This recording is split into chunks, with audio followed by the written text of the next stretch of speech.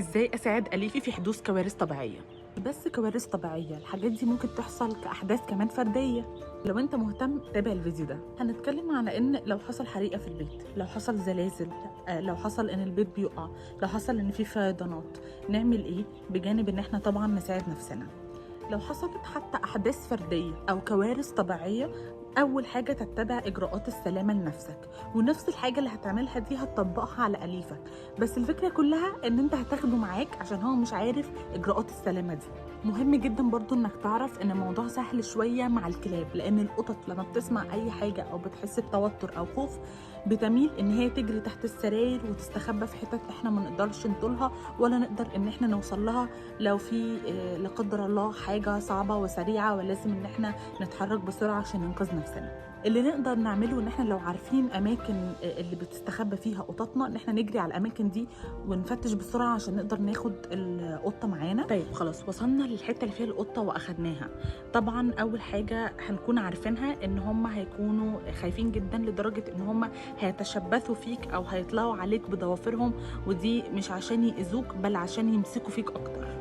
يفضل خلاص ان احنا مسكناهم ان لو يكون جنبنا الحاجات بتاعتهم زي السداري والليش، لانه يفضل في الكوارث او في المشاكل عامه ان احنا نمسك قطتنا بسداري وليش، ما نحطهاش في القفص عشان لو لا قدر الله حصل حاجه واضطرينا ان احنا نسيب الاليف ما ينفعش نسيبه في قفص مقفول عليه، علشان لو كان يقدر يهرب في الحاله دي ممكن يتخنق، ممكن يغرق، او ممكن ما يعرفش ان هو ينقذ نفسه. فالوسيله الاولى والوحيده ان احنا ننقذ بيها الفنا ان احنا نشيله، سواء هنشيله ونكتفه جامد قوي، طبعا كل واحد عارف طباع اليفه، هنكتفه جامد قوي او هنلبسه الليش والسداري ونلف الليش على ايدينا وبرده نفضل ماسكينه على كتافنا في اي مكان احنا نروحه، عشان احنا اللي هنتبع اجراءات السلامه اللي هننقذ بيه نفسنا وهننقذ بيه الاليف. طب لو معرفناش ناخدهم معانا ولا ننقذهم، لو هم طيور في قفص هنفتح الاقفاص.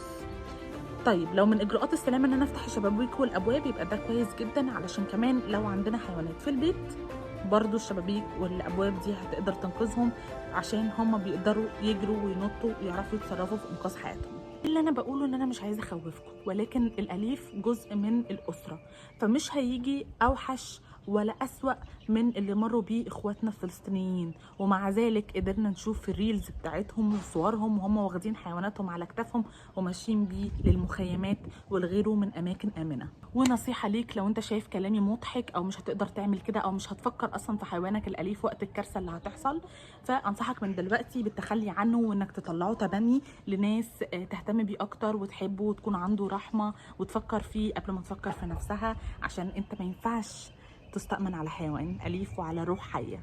أشوفكم في فيديوز تانية. سلام.